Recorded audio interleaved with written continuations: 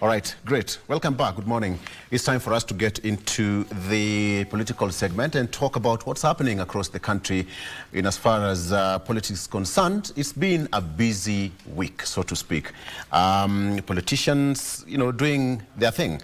And that is how we also want to take that position as Kenyans and citizens, just to try and interrogate and understand what is in store. So today, I want us to talk about something. Politicians are doing their bit, but what about Wanjiku? All right?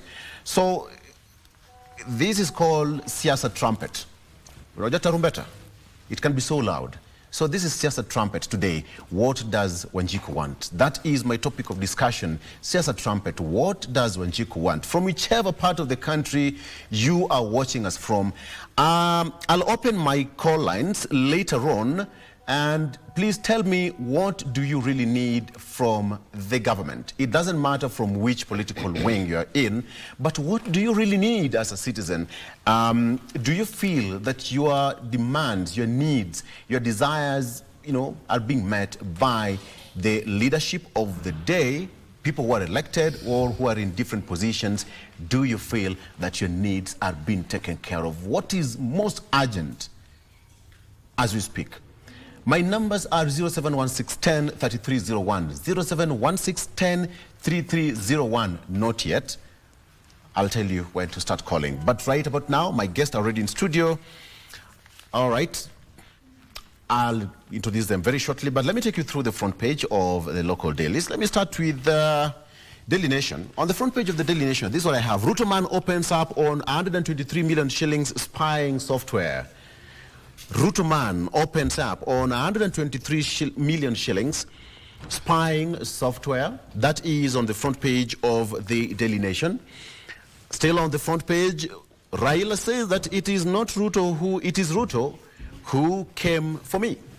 It is Ruto who came for me. The pact aimed at solving country problems, and that is what is on the front page of the Daily Nation. State wants extra 32 billion shillings for covered security operations. That is what is here on the front page of the Daily Nation. Still, something that I know Mr. Sosion will be very much interested. I think this is to, again, pay rise for teachers in TAC's 17 billion shillings extra budget. Pay rise for teachers in TAC's 17 billion shillings extra budget. The Teacher Service Commission is seeking parliamentary approval for 17 billion shillings to, among others, implement the second phase of the 2021-2025 collective bargaining agreement. Something for the teachers to smile about. And again, something for you as a Kenyan to smile about generally. Finally, the Rironi Mau Summit project to begin in June. That road, the construction is expected to be completed in June 2027. For those people who've been flying, the Nairobi, Naivasha, Nakuru, Rironi, all that aside heading to the western side of Kenya, that western circuit, you know how that road can be a mess. Mostly during holidays. That even happened a few months ago. That is during Christmas holiday. People spent days on that road. But as we speak, we are ready for that road to be constructed starting June. That is to be completed again in 2027, which is a good thing for the country. So on the front page, Ruto man opens up on 223 million shillings spying software. Mr. Eric Ngeno, President William Ruto's speechwriter, has claimed that tycoon Jayesh Saini's prodding triggered a fallout with the Kenyan-Canadian Mary Washuka over a multi-million shillings spying software. Mr. Ngeno is fighting off a compensation claim by the businesswoman. We'll take a look at that shortly. On the front page of the Star newspaper, Wetangula MPs accuse a CS of fighting Barasa. Wetangula MPs accuse a CS of fighting Barasa. Bungoma MPs rally to the defense of Health Cabinet Secretary. And now that is on the front page of the Star newspaper. There you have it. All right. Yeah, for the sake of verification, that is what is here. There on this, again on this front page, there is a story here, a plea for help. A family is now pleading for help as their daughter on death row in Vietnam, over their daughter on death row in Vietnam. Help daughter on death row in Vietnam pleads family. That is on July 2023, 37-year-old Margaret Nduta bid her family goodbye, and I think a lot of things happened, and now she's on death row in Vietnam. The family is seeking for help. And finally, on the front page of the Standard, Raila grows cold feet. Okay. Raila grows cold feet. Days after signing a deal with the government, opposition leader Raila Odinga is sending mixed signals about the agreement. In response to vocal displeasure from his supporters and ODM leaders giving Ruto's Nairobi tour a wide berth, Raila appears to be backtracking, saying that they entered into the pact for the sake of citizens and should be judged in 2027. Opinions are now divided on this shift in tone, and it remains to be seen how it will be received. But that is forming a part of a discussion this morning. All right. Again, another story here, salary shocker for workers joining SHA. Staff deployed to the Social Health Authority from the now defunct NHIF are reportedly demoralized following huge salary cuts. And finally, sunroof politics, Ruto engages in early campaigns. That's the story on the front page of the Standard newspaper. I have got three gentlemen and one lady on set. Let me start with the lady. So sio nitabidi mtulia kidogo. Yes.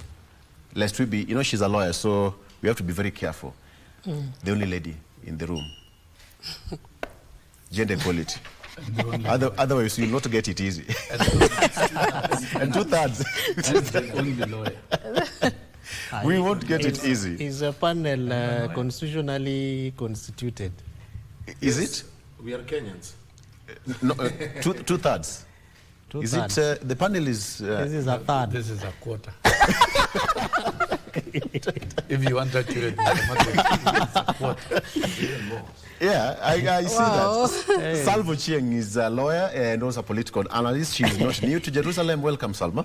Thank you. Good to see you. Good to see you. Pauline Sosion is a former nominated member of parliament and also not new to Jerusalem. Sosion, good morning. Good morning. Karibu sana. Asante. There's a story here about teachers. Are you happy? This is the time you wish you still went back to class. 17 billion shillings extra budget. This is wishing to go back to class. There is upward mobility. Yeah. Where I am, yes, I am happy. But 17 billion, this is a sheer testimony that Kenya Kwanza administration, yes, which signed a manifesto and which recognized, which signed actually a charter with educators. The president himself signed on 23rd June 2022 and underscored the need to respect collective bargaining agreements and to recognize teachers. And by the dint of that clause alone, he has been able to award teachers and civil servants a salary rise of close to 44 billion in 2 financial years. And what is in the supplementary budget is the final conclusion of the last phase of the award by the KK administration, which of course has been paid from 1st of July this year, but then it's contained in that supplementary. Would you just hold that thought? Just hold it. I'll give you time. I'll give you time so that you get into it. Mwalimu, I promise. I promise to give you time. We have not even introduced ourselves. That was introduction. That was You're already making your opening remarks. Doesn't stop you. Yeah. The host. For the benefit of Kenyans, this is for the teachers. There's a salary raise for teachers in TSC, 17 billion shillings extra budget. The 10.2 billion shillings to be used to implement the second phase of the 2021-2025 CBA, and 4.9 billion shillings for health insurance. There's another one, 1.8 billion shillings, which will be used to hire interns to secure permanent jobs. So I think we'll be getting more details later on with, of course, Osion here. Executive Director of County Governors Watch, Kevin Osido, also in the studio. Good morning, Kevin. Good morning to you. The counties are good right now? Pardon? Counties are doing fine. We hope so, but not yet. Lots of back and forth, particularly with promises that have not been met, that have neither been met nor fulfilled, ranging from the full devolution of functions, payment to county governments. We have a lot of concerns on pending bills, and there's a lot of traction as always. Unfortunately, not so much of fulfilling of those promises. And ultimately, the citizens want services to be delivered, but we are hoping that with God's blessings of rains, we will be able to have at most levels of food in our granaries, and that citizens, despite the state of the economy, will be motivated to want to go to their farms, and that ultimately government subsidies, particularly on fertilizers, extension farmers, and also officers, will be able to support the farmers in the counties. Good. I think that's some good way to go. Brian? Yes, sir. Good to see you, my brother. Good to see you again, Mr. Olo. Karibu sana. Asante sana. Dago? Dago ni yetu kama kawa. Hata leo najua number 1 anatembea huko, so tumalize nikaongea na wananchi wenzangu. Very good. Today is touring the hood. Yes. Ungekuja tu hivi bana. You know, mtanifuata, I'm lying to. You're a good man. You're a good man. Okay, all right. Yes. And I think that's a good way to go, because for the past few days, the president has been traversing the county of Nairobi, taking a look, basically opening different projects and overseeing the ongoing projects and initiating them, some of them, just to inspect what is happening. But the question I want to put out there for you, gentlemen and lady, starting with you again, Salma, what do you think is the pulse of the nation? We've been treated to a lot of this and that. Yesterday, Raila Odinga also threw another bait into the water. So what is the pulse of the nation as we speak? As we get into it, Siasa trumpet, what does Mwananchi want? What does Wanjiku want?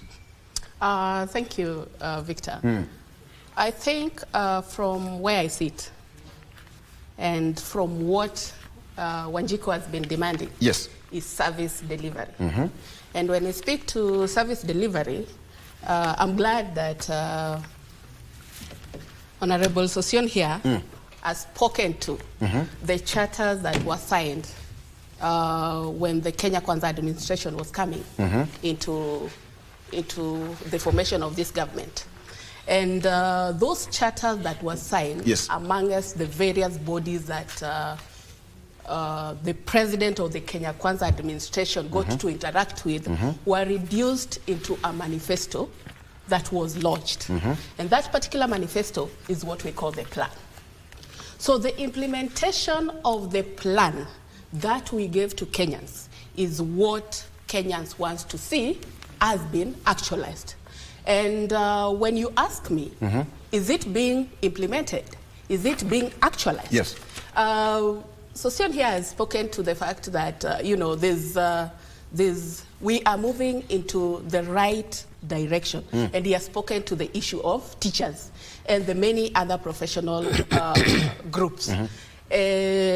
Brian has spoken to the fact that the president will be in Dagoretti today to meet with Mwananchi, so that we can see the status of the projects or the development plan that was initiated since the taking off of this administration. What has been done? Where are we? The status of everything project. So Mwananchi, from where Mwananchi sits, you know, accountable leaders, leaders that are present, and I believe from where I sit, so far so good. I've seen, I don't know whether there's a clip to what you have just read about the Honorable Raila on, you know, what, saying that it is the president. It is the president who came to me and not me going to him. I believe the joint framework that was signed last week between the two parts communicates so much to the unity and to what Kenyans want to see being done by the two formations. So for me, we are on the right path, and I wait to hear what Kevin wants to say. Because no, but why me? Why me? Of course, he's giving you a toast. Go ahead. Of course, Salma knows that, and I think that's why she's making very special reference to my end of the table, that my responsibility is to try and exercise on behalf of the citizen accountability, and really to ask for status of things insofar as what the charter is, what the plan is, what the manifesto is, and among those many planning documents. Yes. Fact of the matter, Victor, is that vitu kwa ground, Salma says things are very good, but the truth of the matter is that things are not very good. That is why some Kenyans will set up police stations, because security in those areas are not working, you know. That is why the president would want to move around launching projects that have been launched, some of them 5, 6, 7, 10 years ago by himself. That is why the president would be concerned to want to seek for help from an official opposition leader, because he is aware that borrowing from the Gen Z demonstrations and really Kenyans movements in last year in June, the state of affairs and the state of the nation is not good. And that is why, for example, you see some Kenyans, or a majority or a sample of Kenyans, walking into cabinet secretary offices to demand for health systems to work. That is why principal secretaries and cabinet secretaries will go on national television. Some of them reported on newspapers saying, we know that these systems are not working, but we are still planning to work on them. So 3 years down a government that had a lot of promises, Victor, it would be falsity for us to imagine that things are working. Of course, from certain quarters, depending on where you stand, it would be fine to imagine that things are working. But Kenyans are demanding for more. What Wanjiku wants is not too much talk, is not too much visitation. In fact, in my view, the president needs to take some time to just sit in some corner and imagine what he has been able to deliver. These forays are too much, Victor. The visitations, the travels, the transits, they are extreme. What Kenyans want to see is not a vibration of narratives. Ruto must go, Raila must go. I don't think that is what Kenyans are looking for. Kenyans want service delivery. Kenyans want systems that are working. Kenyans want these promises that Salma and Mheshimiwa Sosion and Brian is talking about here to be able to be verifiable and to be touched, so that vitu kwa ground are fit. But to a level where we will continue to be thrown at narratives and agreements and understandings, very high-level politicians still arguing over who invited the other and who did not invite the other, who sought help from who and who did not seek help. I think those are political narratives whose time will come. But as things stand right now, the Kenyan citizen is asking for more, and they are demanding for the things that the government promised them. And this is the pact that was signed on the day of the voting. And they said, okay, you have won this seat. Some people went to the Supreme Court. The president even was able to deal with the issues at the Supreme Court, and he was declared the winner of the 2022 general election. So really, why can't we take time to just deliver those services and be honest and truthful with Kenyans, so that when something is not working, tell Kenyans, don't push it down the throats of Kenyans. As I finish on this, I see Brian is really itching to come in. Remember, as this clip that Salma is talking about again is one where Mheshimiwa Raila was saying that he knows that things are not working, he knows that SHA has a problem, but it is not him who sought the president. It is the president who sought for his help.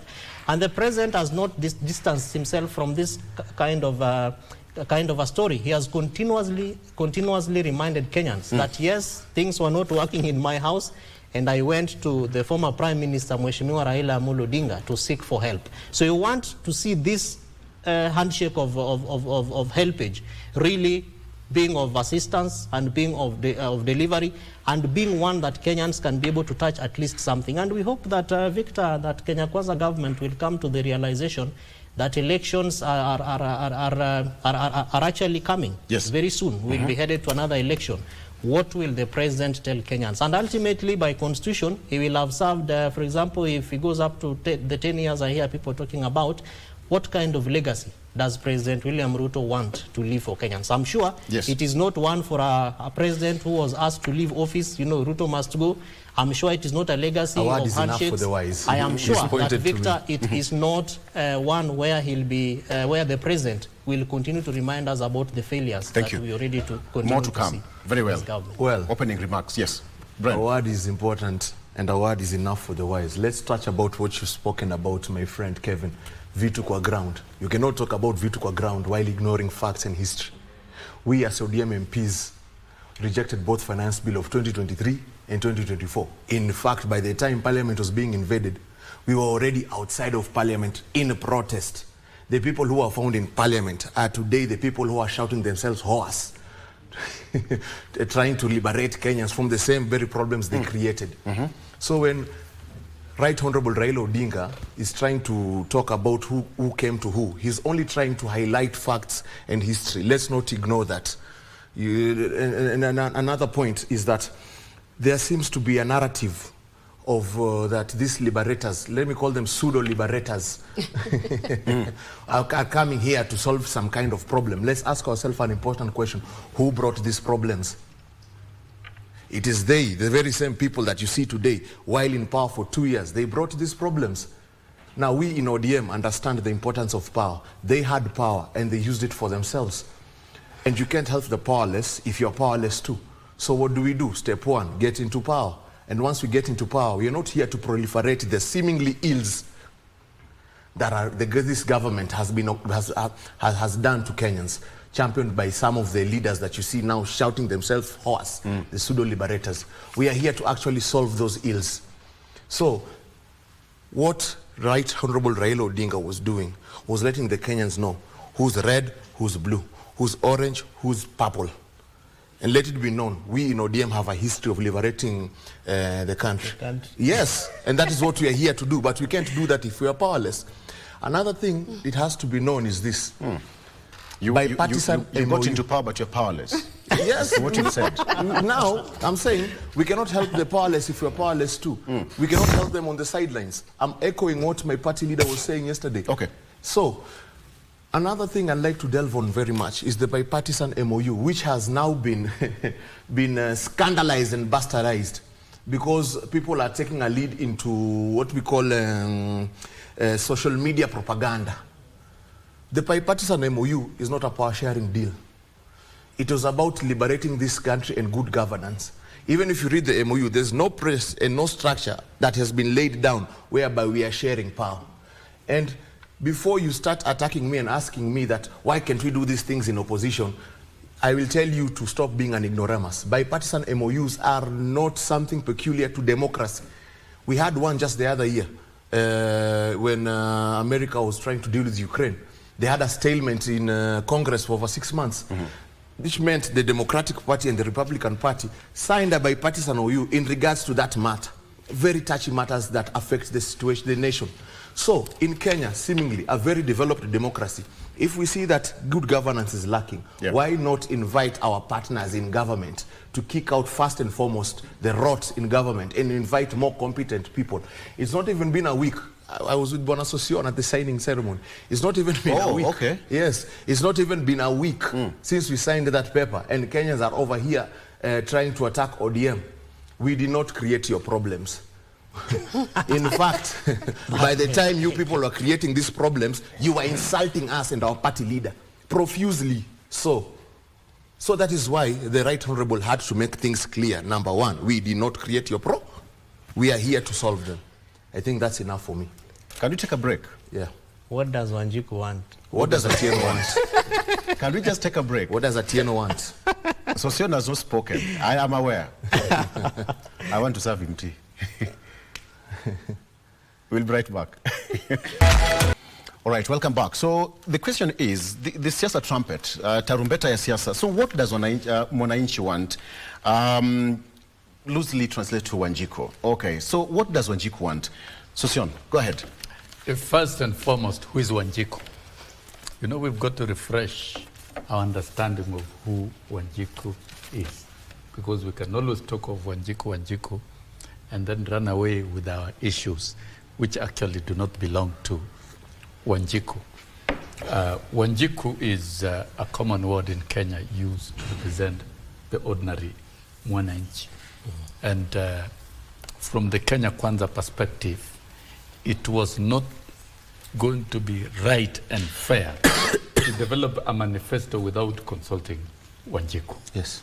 Yeah, that one you can't. And I laud the president for complying with Article 10 of the Constitution for leading UDA and Kenya Kwanza Brigade in developing a manifesto that is people-driven. Article 10 inasema wenye kuna katiba. Article 10, that is principal governance. Values and principles. Values of, yes.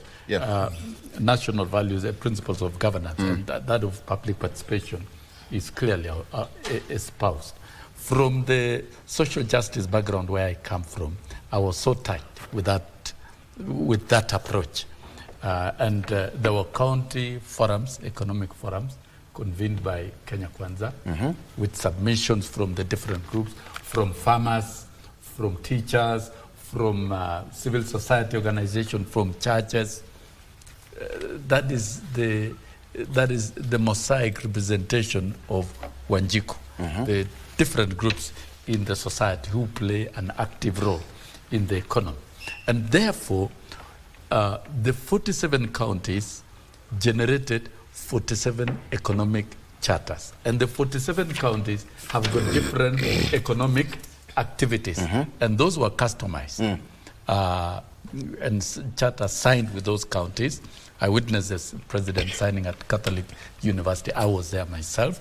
And at the national level, there are unique groups like teachers and educators. The president had a meeting with them on 23rd of June 2022 and signed a charter that is unique to education. And that document is what is driving education agenda. Persons with disabilities, women, and different groups. Yes. These are the people who play a critical role in our economy, and are the people who desire services. Now, then you've come with the question, what does Wanjiku want? The 5 pillars that were developed by Kenya Kwanza was generated from these consultations. And it turned out that, number 1, agriculture was the main pillar. Agriculture is the backbone of our economy. It's the source of income of literally population of Kenya. If you check, all of us here, we do some little agricultural activities for a living. And I dare say, as an agriculture teacher, agriculture is the backbone of our economy. And it became pillar number 1. And a lot of work has gone into it. Subsidized fertilizers, affordable seeds. We saw the president the other day, and government stopping any upscaling of seeds, and the impact in terms of data, of bags of maize upping from 60 to 80 million, and the double production in sugarcane, and that we now don't import sugar anymore, and we can be an exporter. We have discovered our potentials and a lot of our opportunities within that pillar. Before we talk about manufacturing value addition, then we must talk of production first, and production of raw materials within that space. So that has been done, and I am sure the business we had about sufurias here in town, because of lack of food, lack of maize, now we have enough food in the country. The only secret to fight hunger is to produce. That one has been achieved. Then the others, the MSME, small business, Mama Mboga and all that, there's a lot of work. Not much has really gone into that, but of course, the Hustler Fund, there's a lot of success stories within that. Construction of markets, decent markets across the country.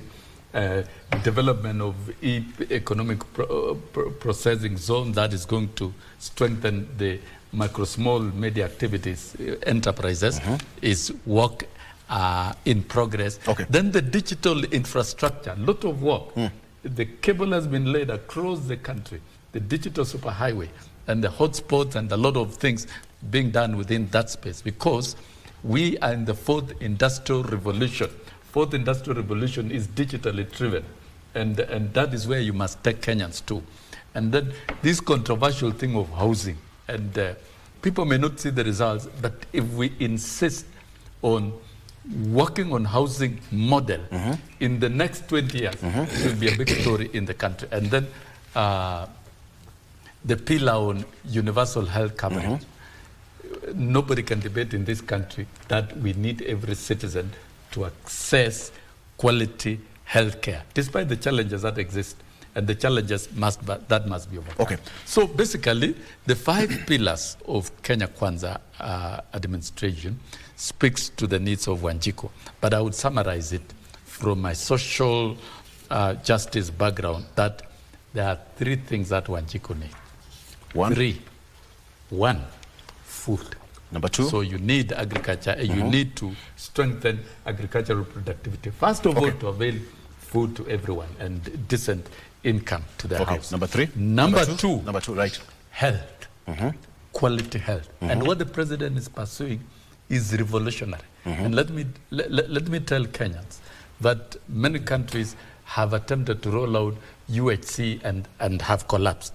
But and I can give example of Ghana. I worked in that space as a vice chair of NHIF and representing workers.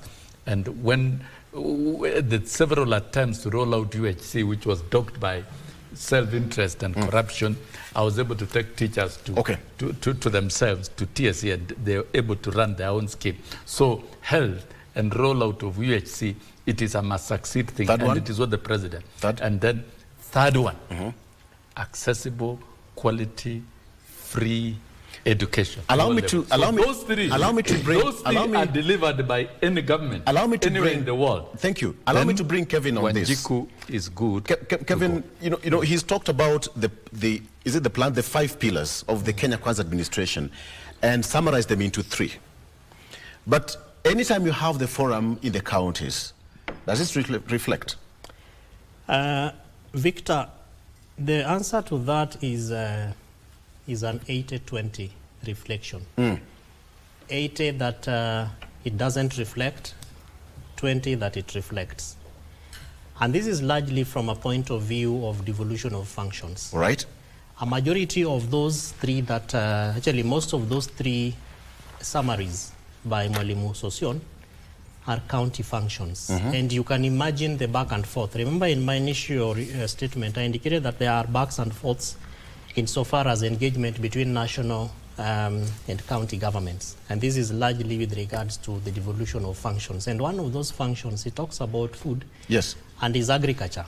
And the beauty of this is that Kenyans are beginning to realize that there are some times that you do not expect everything from your government, and that sometimes you innovate and you activate and therefore motivate yourself to be able to deliver.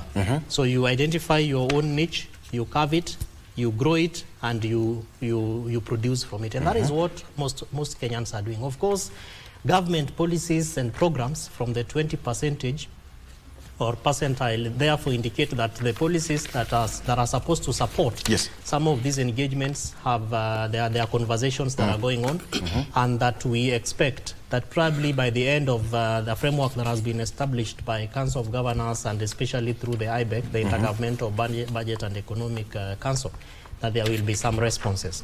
Of course, health is a big issue that again is fully devolved, as we are aware, and that the gallivanting of national government is largely based on what Mheshimiwa Sosion is talking about, that it was a promise that was made by Kenya Kwanza government and the expectation by the president that every Kenyan needs to be covered. This is revolutionary, Victor. But unfortunately, we have not sat back and looked at what we must do to be able to make it work and work properly. And that is, for example, in some of the stories that we hear about Shisha not working, the systems, falling down. Every day we are hearing about health workers, promising or actually talking about strikes. It means that there are conversations that we need to be having, but we are not having those conversations. Very good. Fast track it as I finish, Victor, to even housing. housing is fully devolved, and you wonder what national government would be talking about insofar as housing is concerned. So if you go to urban development at the county levels, very strong systems that have been put in place, very strong institutions, but as Brian was talking about powerlessness, they are actually powerless, because therefore, what do you need to do if you are a CEC of housing?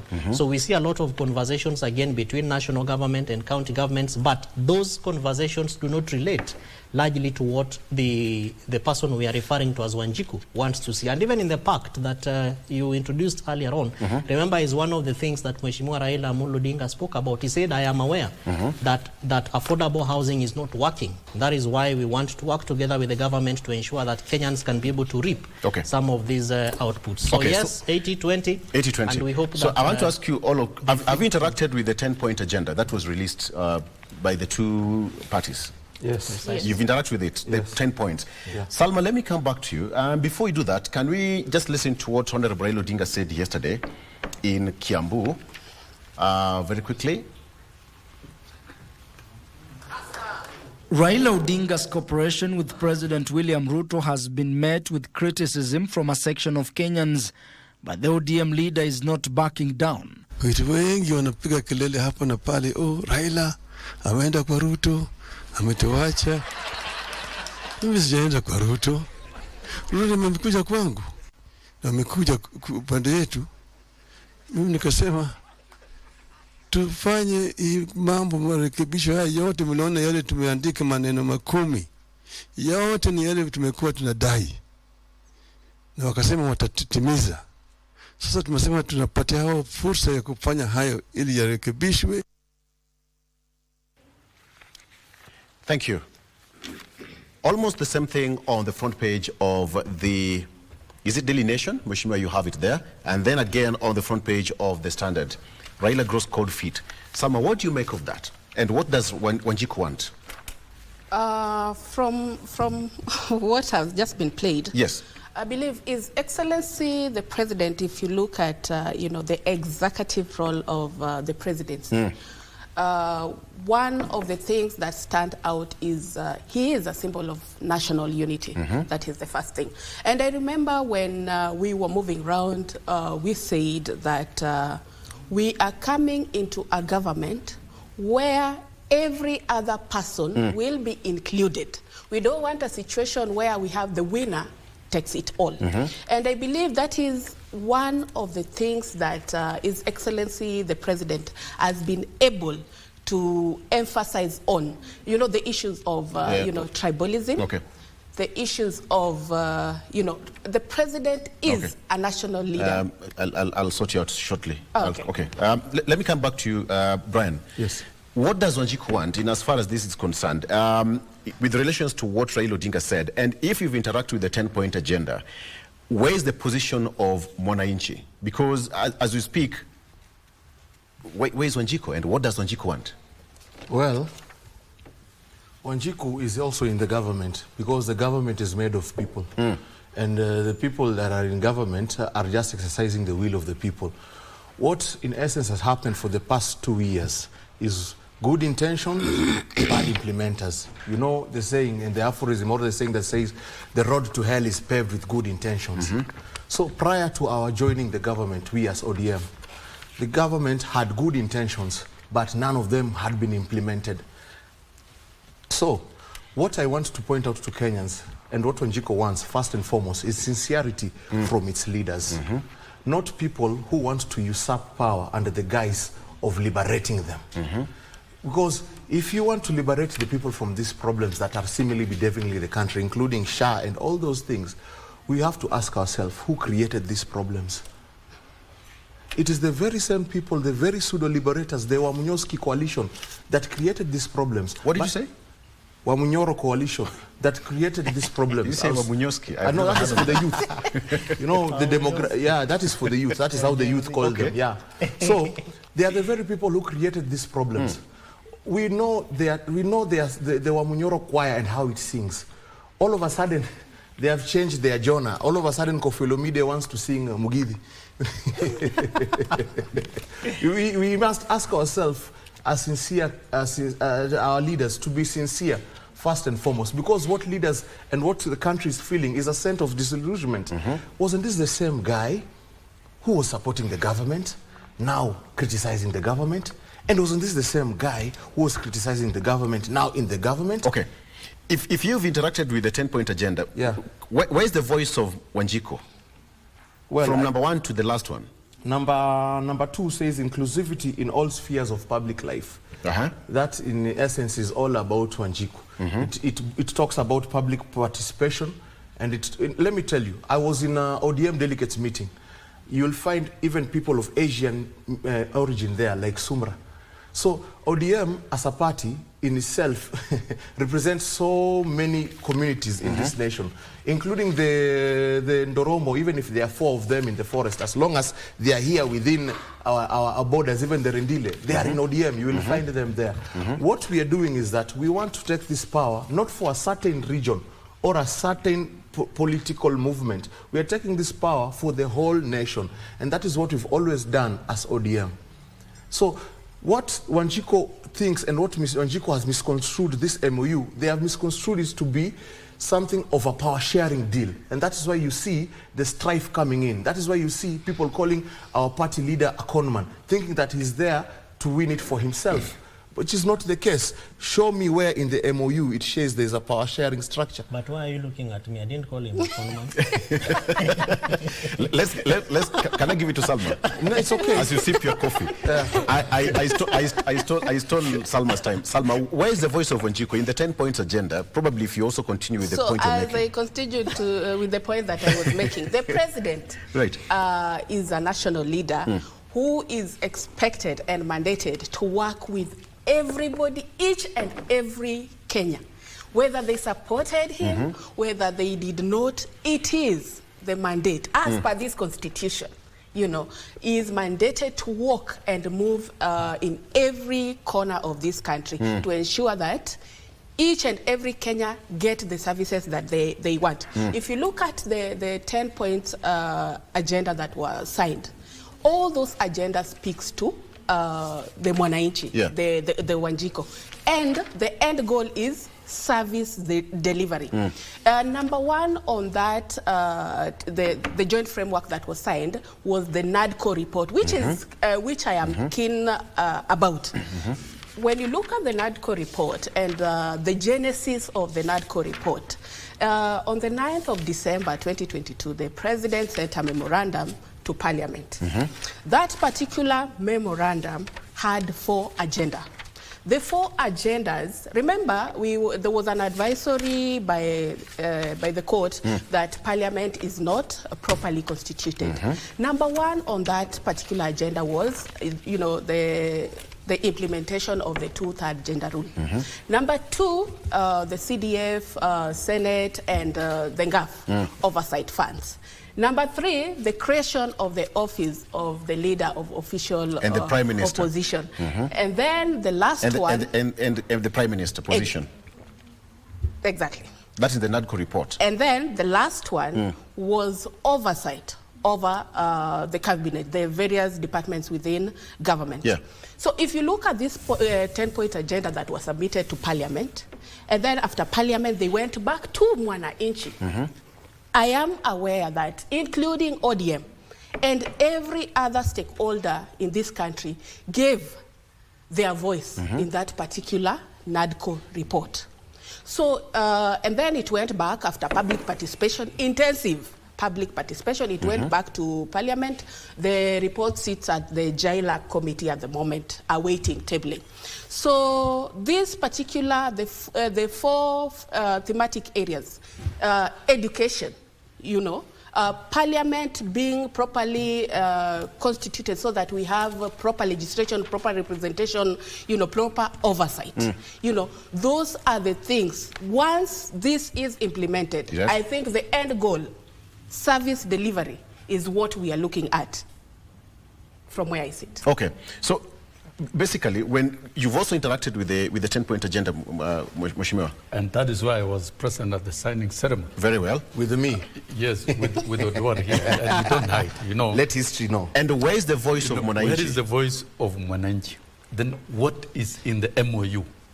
What is in the MOU? That's the question. Is it about power sharing? Is it about Raila Odinga? Is it about William Ruto? And the president stated very clearly that this MOU that we have signed and this process that we are engaging in is not about what is there for the politicians and for some of us, but what is there for Kenyans. That's very clear. Why not? There was pressure to engage in a national dialogue process to address governance issues and to address political situation in the country.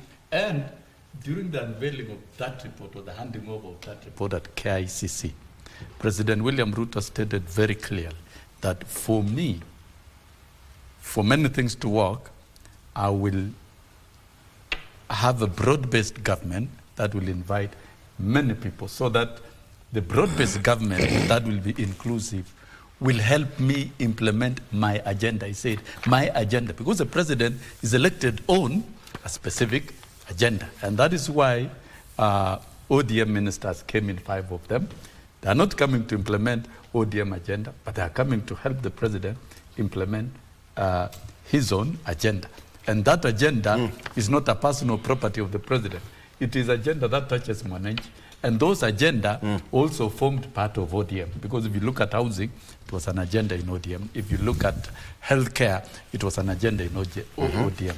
And therefore, the signing of this agreement is going to deepen cooperation between President William Ruto and Raila Odinga. Okay. So that when they're relating on a document that is, and of course they were signed as United Democratic Alliance as a party. The president was signing as a party leader, and ODM as a party. As a party. Because those are distinct entities. So does it with mean specific policies? So does it mean, Mheshimiwa, before you continue, does it mean that if ODM and UDA had almost the same manifesto, all right, then why bring ODM?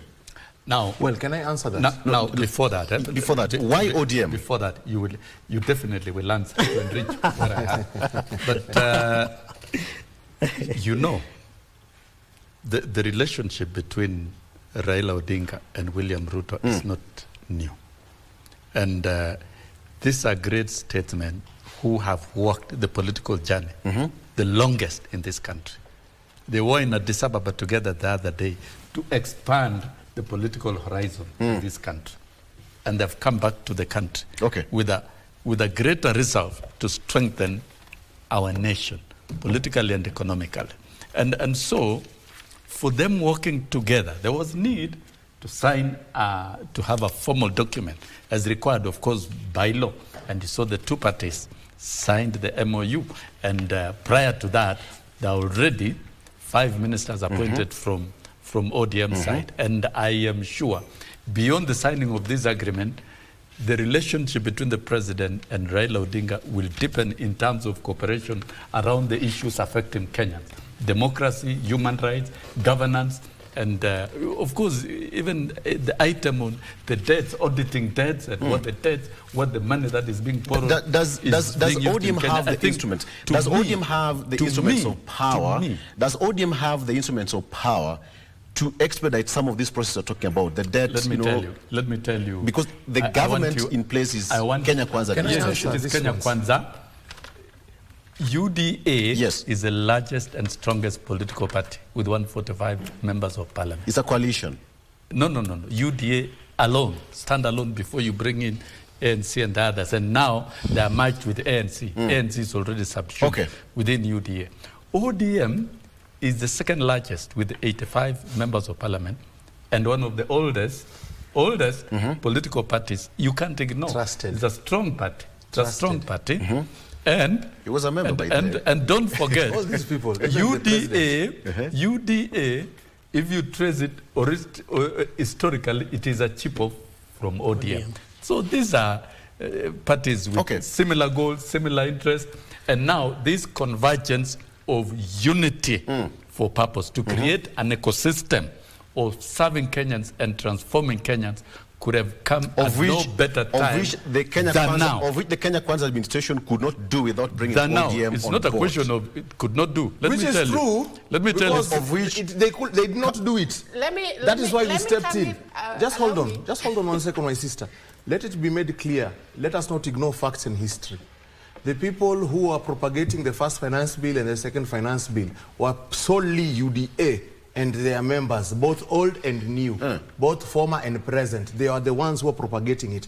We as ODM MPs had walked out in protest by the time Parliament was being invaded. So let history come as clear that we in ODM have always fought for their rights, have always stood by what is right. Now, once we saw this country going into the dogs, yes, you cannot joke with the stability of a nation. You see, some politicians were having a wet dream of us ODM sitting in the sideline. Oops, can we take a break? Let's take a break. I see Sosion's cup is empty. No, it's a political. Let me finish, kindly. Some politicians were having imaginations, or rather, they were having imaginations thinking that we let this country go to the dogs. Can we talk? The thing is on. Let's take a break. We'll be right back.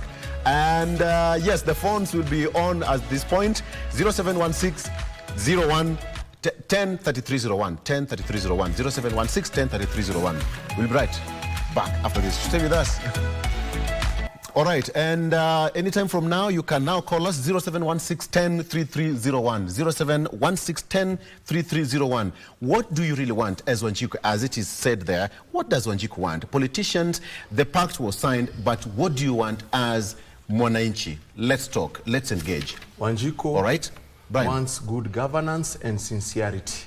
Wanjiku does not want to see leaders recycle themselves in every new coalition or in every new party with now different agendas depending on where they are. That is why I'm categorically stating we as ODM were the first to reject both finance bills of 2023 and 2024. And again, by the time Gen Z were invading parliament, Gen Z hatukuwa hapo. We had already walked out in protest. Now, the people and the failures of the UDA government at that time obviously were apparent, but there is no way we were going to let this country go to the dogs. Let's not joke with the stability of a nation. If we in ODM had took on a hard stance, then what happens the next day? Imagine what happens when abrupt vacuum of power is seen in a nation. And it's not even foreseen in a constitution whereby a leader has been toppled. Do you know, in such a situation, it's not the speaker to come or the vice president. That is the time you'll realize as Kenyans we have warlords. And we cannot let that happen. We have to think about the next day. So we in ODM were sober-minded enough to allow Ruto's invitation, who came crying to our party leader, let it be said. And we said, you don't need to cry, Bwana Ruto. This is our nation too. You think we are going to just be petty and let this nation burn? No. So let it be stated, we are not in this government to proliferate these ills, the seemingly ills that Wamunyoski Coalition and UDA had done, and the pseudo-liberators of today. We are here to rectify them. We are the cavalry. They have called in the cavalry. Salma. I think we need to be objective and honest to Kenyans. Brian has talked to the failures of UDA, and from where I sit, progressively there's nothing in my book, in my diary, called failure. I've not seen that. If you've been keen to the happenings of this nation, and let me start by talking about what took place during when we were signing the joint framework agreement. There were two activities. There was the team inside the hall that were doing the signing of the joint agreement. And then there was this other team that were outside, and you saw some that were swimming, you know, at the water, at the arena. So one of the supporters of, I think, the ODM party stated that, in fact, saizi SHA ina work. Na hiyo SHA nataka ibadilishwe iitwe baba care.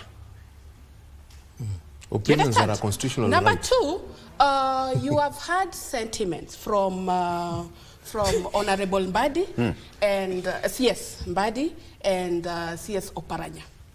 Mbadi said in some forum one time, while we were in the opposition, our main work, our main goal is to criticize the government. And whether they have worked 95%, ours is to look for the 5% and target on that one and criticize it well. Mbadi is not here to defend himself, kindly. Let me finish. Honorable Siasa said, this government has done so well. I only came to know of the much that they have done once I got into government. So we need to be objective. Okay. Let me talk to factual. Let me speak to the issue of the finance bill. What do we call, what do we want to see when we are talking about objective demonstrations? You very well know the processes of making a law. When the finance bill was tabled in Parliament, Parliament commits it to a given committee, the Finance Committee. Right. Then it is subjected to public participation. A memorandum is published in the daily newspapers of where and where, which place, what time, which date this particular discussion will happen. And then those who will attend the public participation will submit their submissions orally or in written. Whatever that will be collected by this particular committee will be sent back to Parliament for debate. Once it is sent back to Parliament for debate, Parliament generates a report and then it is sent to the President for assent. If we are honest to ourselves, at what point did ODM, did they participate in the public participation? When at the time when this bill was supposed to be the contribution, their contribution was needed, so that then Kenyans know, yes, they did, and then their views were not captured. Did we not vote no? Which other contribution do you need? At what stage? In Parliament, did we not vote no? A resounding no in both finance bills of 23 and 24. That is when. That is when. When we talk about oversight, and Mwananchi being told, now go to the street and do this. Let us be honest and let us be objective.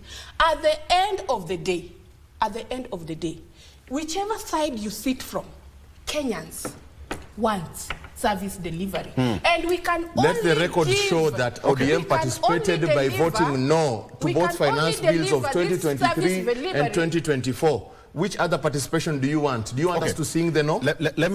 Yes, my student, Brian. We have to sing it in a song. I'll come back to Mwalimu. Yes, Brian. Kevin. You see, I feel a little bit left behind because my two colleagues know. No, it's the system, the syllabus. Yeah. my two colleagues know. My two colleagues know that in the wisdom of His Excellency the President, he threw out the finance bill. So I even wonder what the commotion, what the issues are. No, facts and history, that is what the commotion is. Brian, it is however important that we learn from those processes. And what Salma, I think, is delivering to do is to help us in the learning process, that there is a process called the lawmaking process in Kenya, and that citizens have a place to get involved in, and that legislators, the people who make those laws, also have a responsibility and a duty to participate at a certain level. And I think that moving forward, it is important. And the CS Treasury, Mheshimiwa Mbadi, actually, a number of occasions. Again, Mbadi is not here to defend himself. Again, he's been very... Why are you mentioning my party members that are not here? Talk about me here. Mheshimiwa Mbadi has been categorical that the Treasury has learned lessons from past processes which are helping to be progressive in terms of ensuring that citizens participate, in terms of ensuring that there is proper dissemination of budget tools like the draft budgets. Right now we are even seeing televised conversations of government ministries and agencies before budget committee of Parliament, defending their budgets. These are lessons that we are learning from the past, and it's important that moving forward, government carries them, and all government officers who are required by the Constitution to ensure that citizens are involved actually exercise that. I didn't want to get into that, but allow me to just go back to the 10-point agenda, Victor, because you asked what does Wanjiku want. In my view, those agenda items are very good for even Wanjiku, a majority of them deal with the interest of the common citizen. Some of them, of course, have a lot of spaces for the interest of the political class. However, it is important for us again to realize that the letter is good. So the wordings, the narrations, the expectations are very good. However, the spirit of that document is what needs to bother Wanjiku, in the sense that, for example... We take a caller? Yes, please. Just let's take a caller. Daniel from Kisii. Daniel, good morning. Hello, Daniel.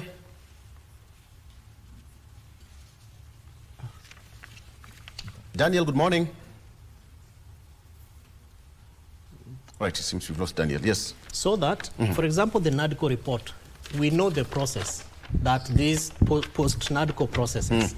And if you read that document from page 1 to page 385, because the whole of last year, actually, that is part of the work that I was engaging together with the agency that I represent called County Governance Watch and other stakeholders, it will require a referendum, the long and short of it, to be able to meet some of those expectations. Right. But remember, number one says full implementation of the NADCO report. It is not possible that we fully implement it in the context of what things are going on. For example, we do not have an IEBC. Look at the back and forth in the establishment of the Electoral Management Body or the Electoral Commission. Number two, where is the voice of Wanjiku in a number of those expectations? We are talking about extension of term of senators to 7 years.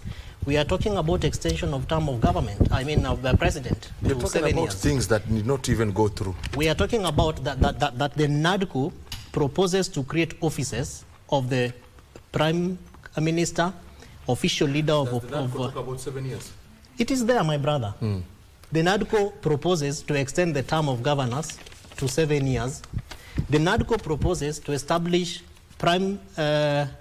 office of the Prime Cabinet Secretary now in law, among several other issues. Where is the voice of the Wanjiku in that? Number two, I do not think that we needed an MOU to implement the 2/3 gender rule. What it requires is political goodwill, which Victor now, for almost, I think, is either 4 or 6 years, this is a process that has been going on back and forth. Successive governments have tried to no avail. We must be very deliberate to also break down the benefits that Wanjiku will accrue from this kind of progressive statements. And so therefore, representation of Wanjiku, if we, or when we implement the 2/3 gender rule, is very, very progressive. But where are the issues? And therefore, I do not think that just signing a pact between two people will help us get there. Transparency and accountability, utilization, judicious management of public resources is part of the 10-point agenda item. Did we really need to sign a pact for EACC to do its work? Did we really need to sign? Did we need to sign a pact for Article 10, which Mheshimiwa Sosion referred to earlier on, in Chapter 6 on leadership and and integrity to be implemented? I don't think we needed that. So, fact of the matter is, as we talk about what Wanjiku wants, Brian, you sound very itchy today. I don't know why. The voice of Wanjiku needs to be very exposed, very pronounced in a number of these successful government programs. And I think that conversations like this one, that you, in a platform like this, Victor, that you've given to us, are very, very important, because they are watching and they need to know that in as much as they also have interest in some of their games that they are playing, Wanjiku must have a say. So we need to find out where is the voice of leaders, Wanjiku both in the Ruto, 10-point agenda. Daktari and Raila have the largest following of supporters in this country. So, but they speak for that Wanjiku. But then when you look at the 10 points agenda, he's also spoken about the NADCO report, the inclusivity, the devolution, and all that. That is where the voice of Wanjiku will come in. Mwalimu. Yeah, Article 1 of the Constitution talks about the supremacy and power of the people of Kenya. They have sovereign power. They can exercise directly or through leaders. So such processes of signing agreements in a moment that citizens cannot practice it directly is doing so on behalf of the people and for the people. For avoidance of doubt, we are talking about finance bill. We already passed that stage. we are now at a stage where no, we not ignore history. Where CS, that history and facts have to be allow me to give for my us to govern probably. Allow me to finish. Just give me time, Brian. Allow me to conclude my intervention. I like what CS Mbadi is doing currently, engaging the public in different fora ahead of 2 bills. Brian in will the tell National you that Assembly. he's not here to defend One, it's true, you know. I'm talking about what is happening. When I mentioned, there was one time I mentioned David Ochieng here, they told me he's not here. The two of you are not very disciplined. This is a serious talk show and we have limited time. That John Mbadi is engaging Kenyans now to discuss extensively through organized forums the next finance bill and the next appropriation bill, which is the budget. These are 2 parallel processes that will conclude itself at the end of the financial year.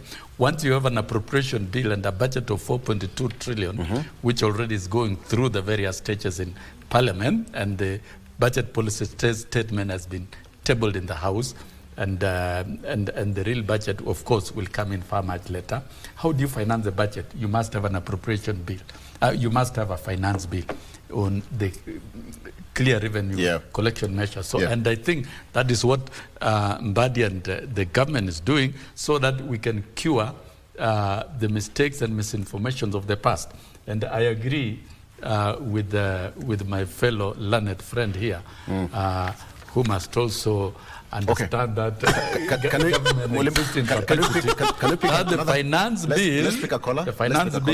finance bill was deleted by the president himself. Let's pick Isaac from Kabete. Isaac, good morning.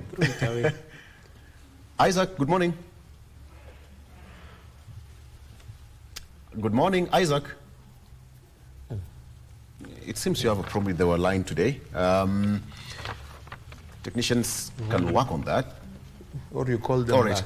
Okay, well, 30 seconds before I bring in Salma. So what the president did, considering the mood of Kenyans, the level of misunderstanding, the level of agitation, the level of confusion, in his own wisdom, because Parliament had actually approved the finance bill, all what was remaining was for him to append the signature into law, but to assent. But what he did, he referred the bill back to Parliament with recommendation of deletion of all the clauses. That is what meant automatically was that was removed off the table, and Finance Bill 2023 would continue operating, and that's what we are doing now. And still, we are not raising adequate revenue. We still have gaps of about 1.5 trillion or slightly above to meet. We still have deficits in the budget. So essentially, I would say this understanding, the signing of these agreements, is going to resolve many things, because many items will be open for discussion. They're asking why you need to resolve. And I dare say, of course... Because ODM is inside. Of course, initially it was not resolved because... That's why. When ODM was outside... Things were bad. Now it is inside. Things are going to be better. And there's understanding. Victor, you know that what by the way, it's not because ODM is coming with any special expertise. We are actually coming. You've spoken about Mbadi, praised him, eulogized him, and then you're saying we're not coming with special... We are coming with special things. Special talent. You're coming with all the special talent. Yes, we welcome. Let it be known. Accept the truth. The truth shall set you free. But what is key, Victor, is that this signing of this MOU is creating a very stable political ecosystem that the country can walk the path of transformative agenda, and that the president will be able to deliver the manifesto within the 5 years that he intended. Thank you, Molim. That's well said. We are into 2.5 years since we took government, and on this forum, you've heard about the president's legacy. Let me speak to the issue of health and affordable housing. You all know that we have the Standard Development Goal and the universal healthcare coverage that is supposed to come to an end in 2030. We have 5 years to go. Sustainable Development Goals. Exactly. the SDGs. We have 5 years down the line to go. We had NHIF. And then alongside when we had this NHIF, we had so many other disintegrated programs at national level and at county level. The things, sijui Wangamati Care, Otichile Care, Mama, Taifa, sijui what care. All these disintegrated healthcare programs were brought in because maybe there was a gap with the healthcare system that was there initially.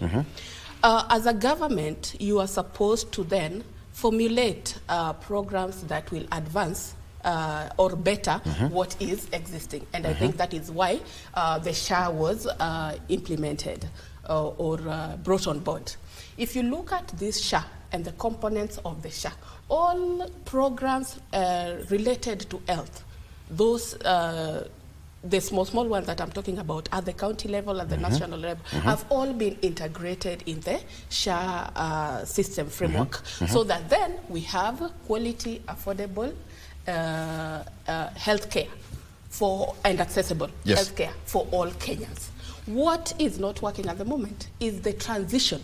And you know, in any policy formulation stages, there has to be procedures that have to be followed, so that whatever you're bringing on board is procedurally put in place. Otherwise, you don't want the backs and forths or the gaps that will be there. So the transition is what is maybe kind of slow, but I know that the SHA system will be working. The issue of affordable housing. Affordable housing across the 47 counties have been rolled out across the 47 counties. And you know very well the impact of this particular program. Job creation for, the Wanjiko that we are talking about. Devolution. Is devolution working? The other day you saw... That's a good question, and you're asking the question to the right person. I'm talking about the legacy, devolution. Yes. The other week you saw the stalemate between...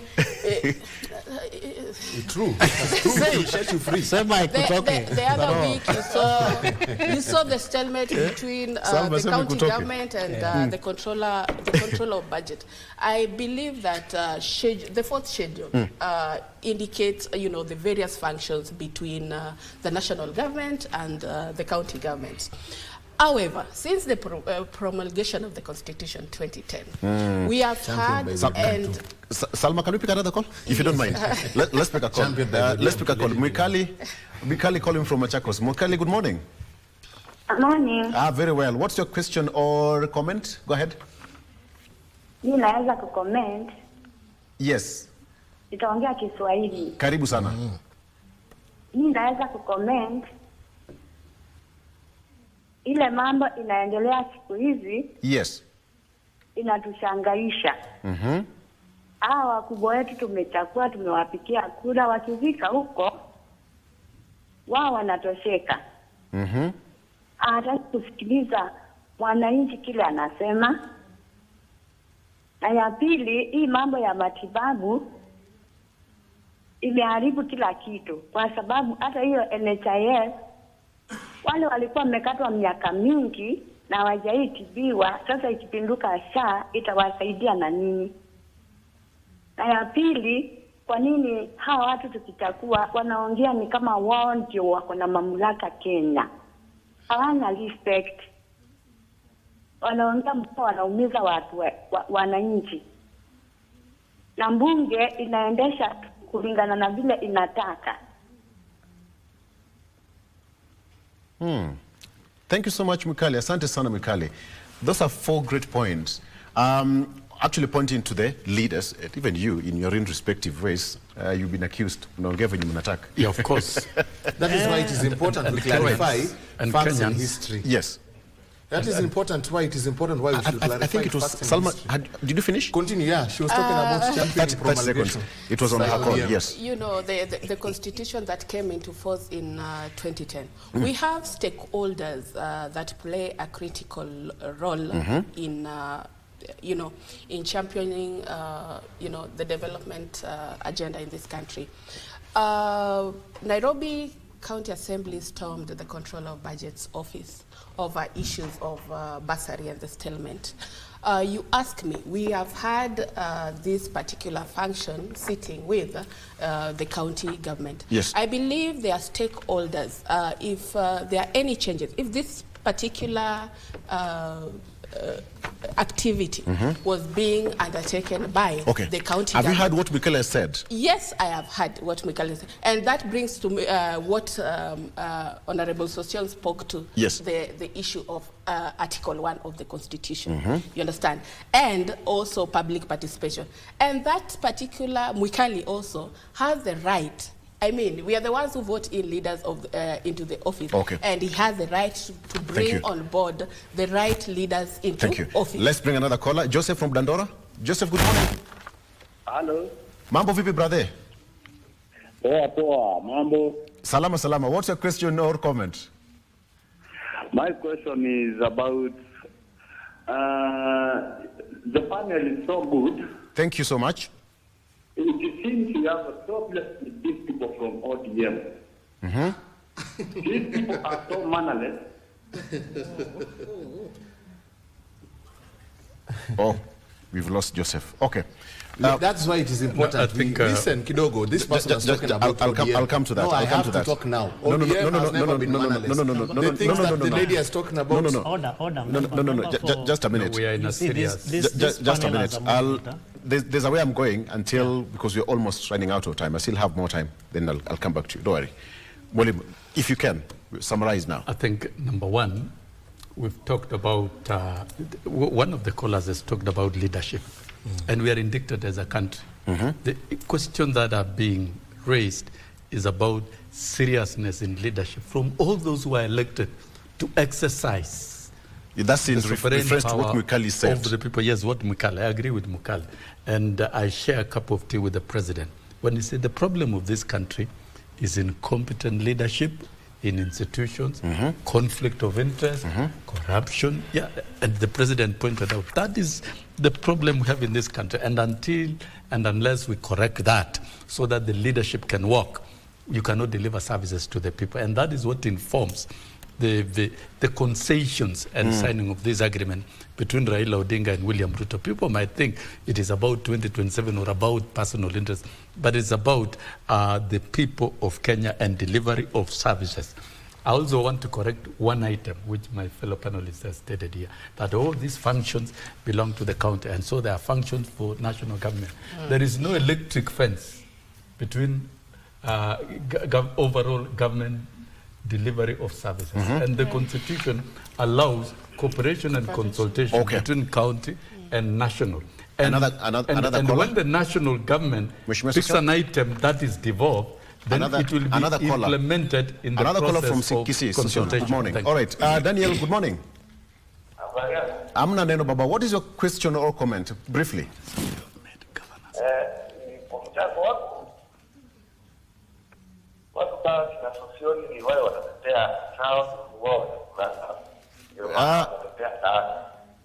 What is your question?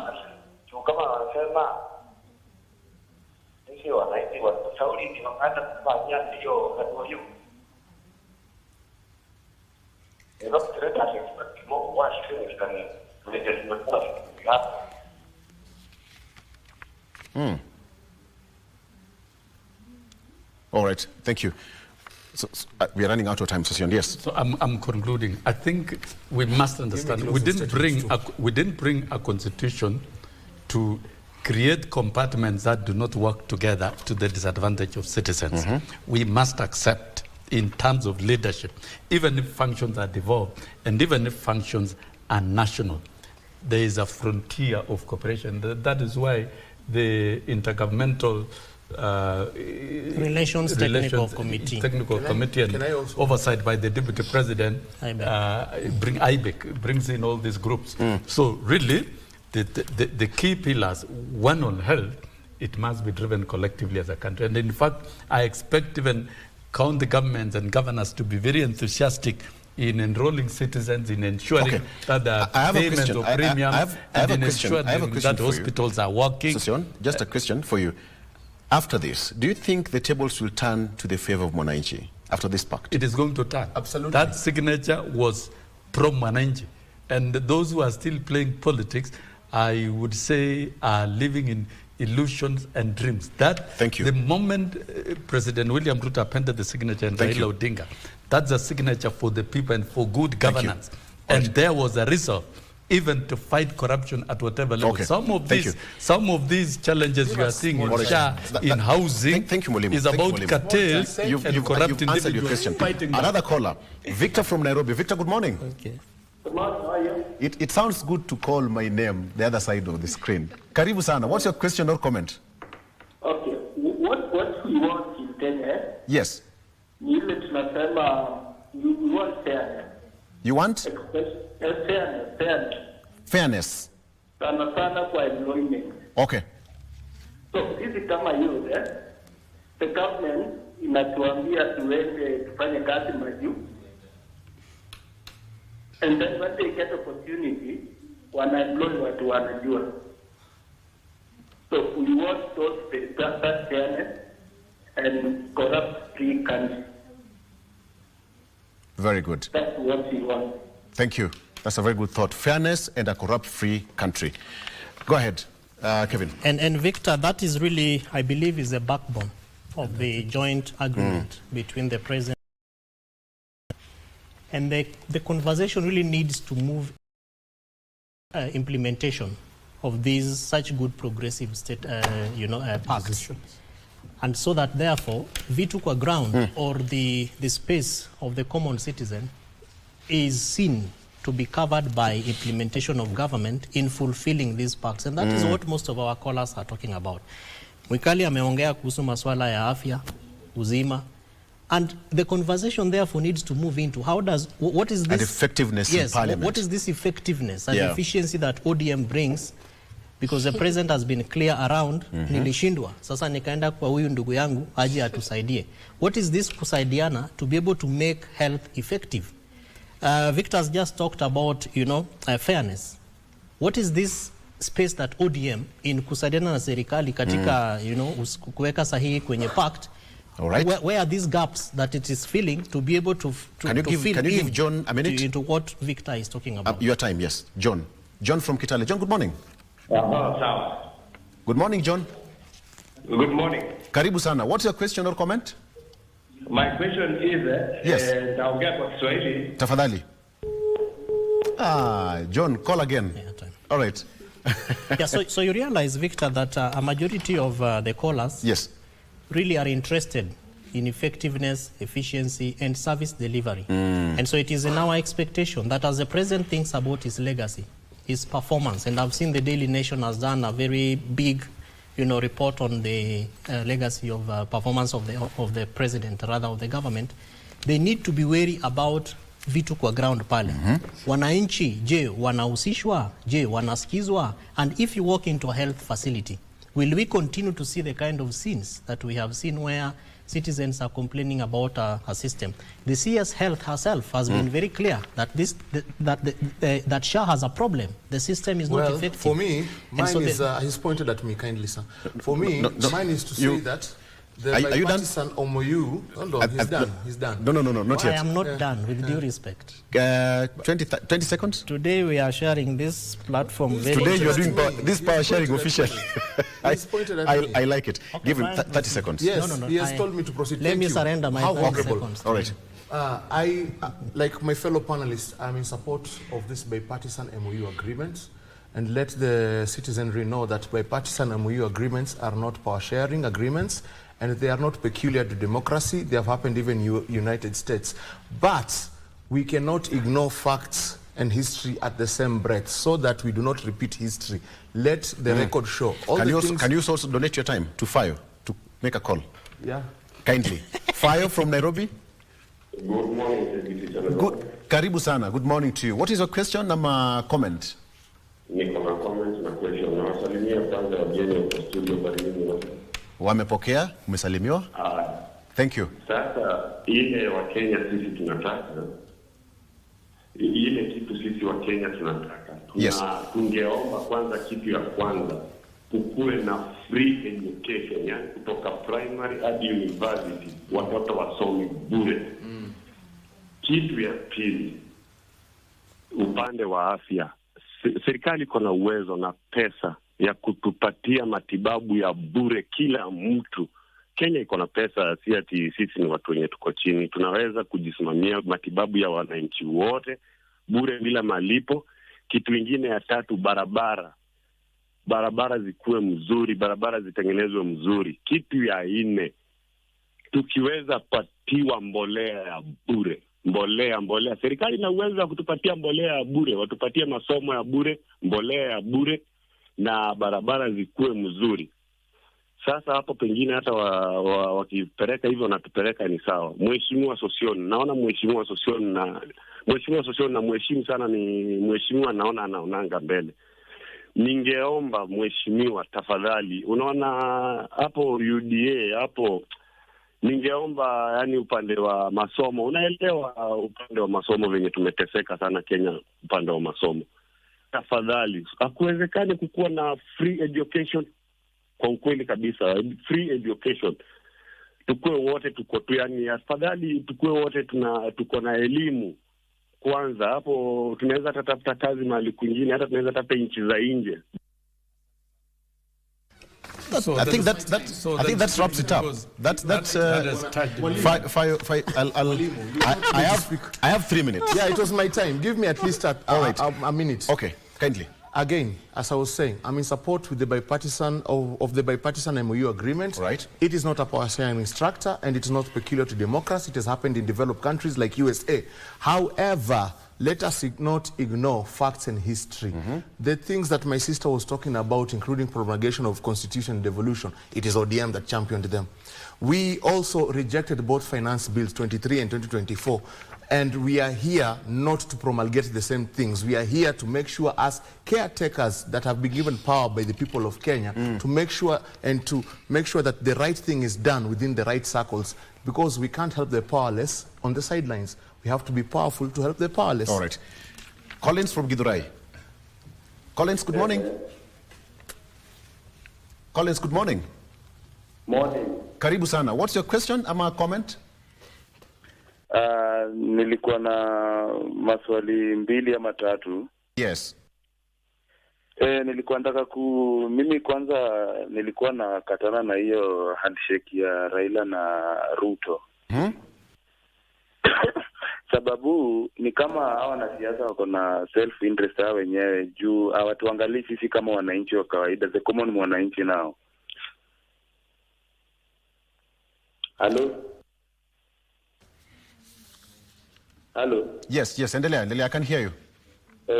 Sasa nilikuwa naona ni nini yenye Raila hangefanya ile wakati alikuwa na Uhuru Kenyatta, na ile handshake yao na Uhuru Kenyatta, na yenye anataka kufanya sahi, na hangeifanya kama hayuko kwa government. Juu I think angecriticize sana, angesaidia sana serikali kama hivyo ndiye anataka kusema. Anataka kusaidia, anasema you want to help resolve critical national issues. Nafikiri angefanya vizuri, angekuwa on opposition side than angekuwa kwa government side. Then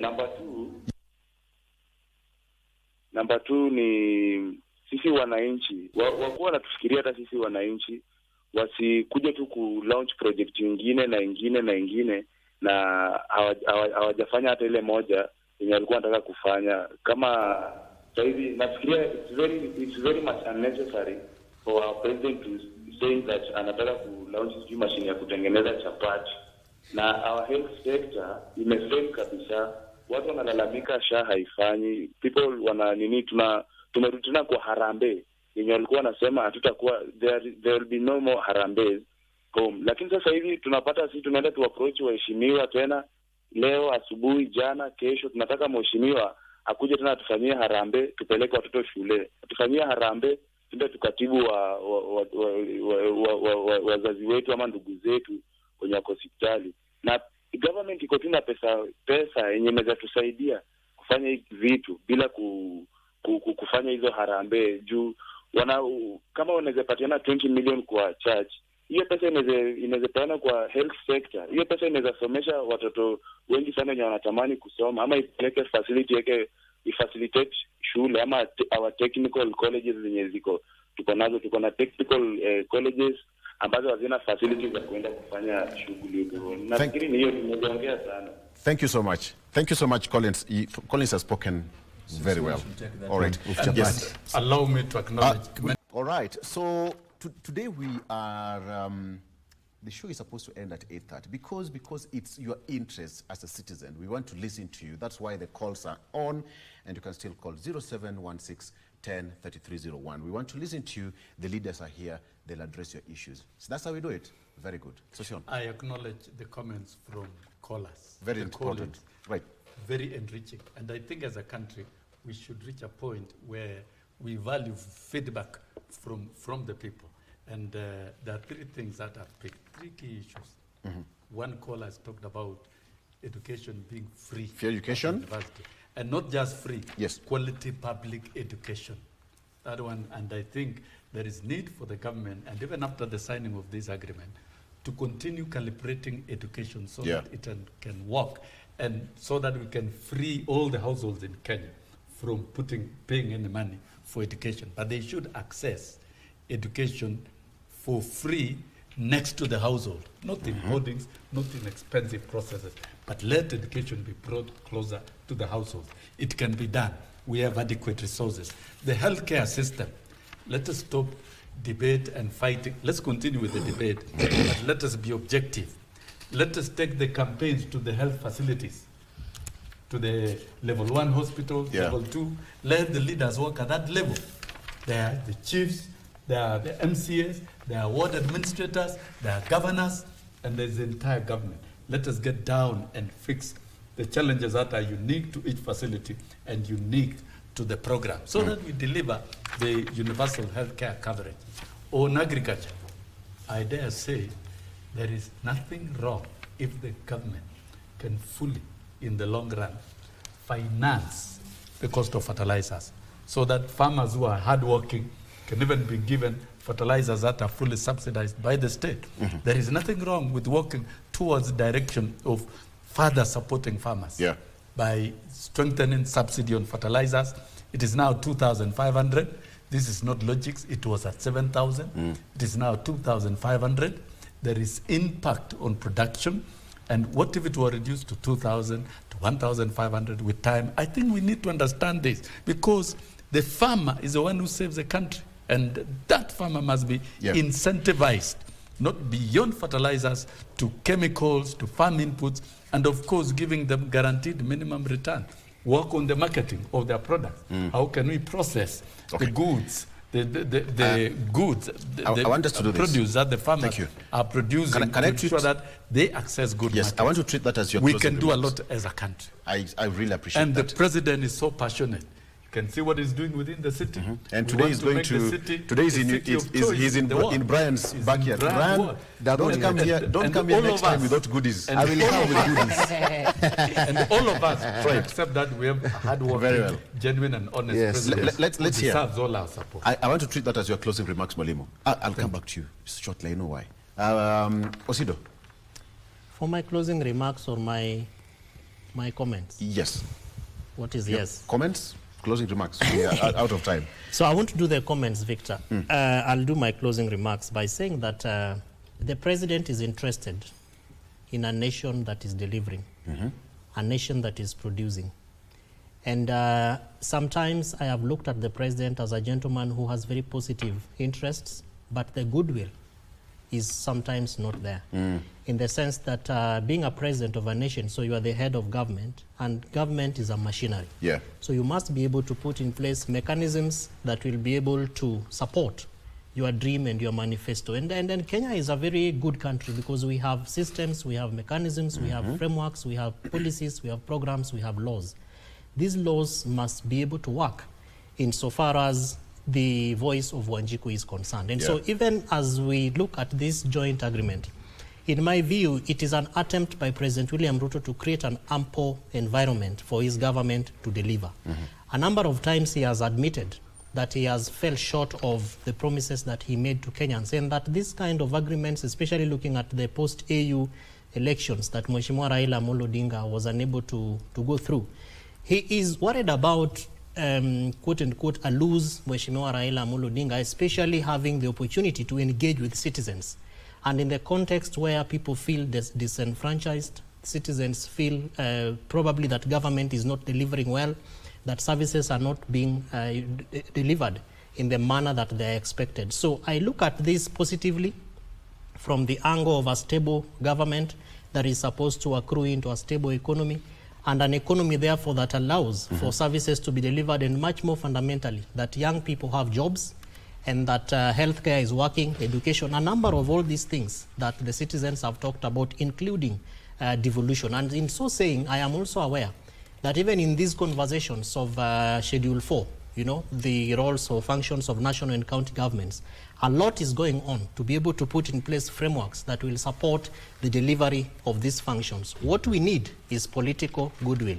That goodwill that will be able to ensure that ultimately the citizens are benefiting from this. And then lastly, is bottom line is a request to the citizens that in supporting what government is doing, whether you support Kenya Kwanza and you know, or the opposition, or whether you support the joint agreement or not, the constitution has guaranteed opportunities for engagement. Whenever tumeona kama tumeitwa kwa sehemu za public participation, kutoa ama kutia sauti zetu kwenye sera za serikali, tujitokeze.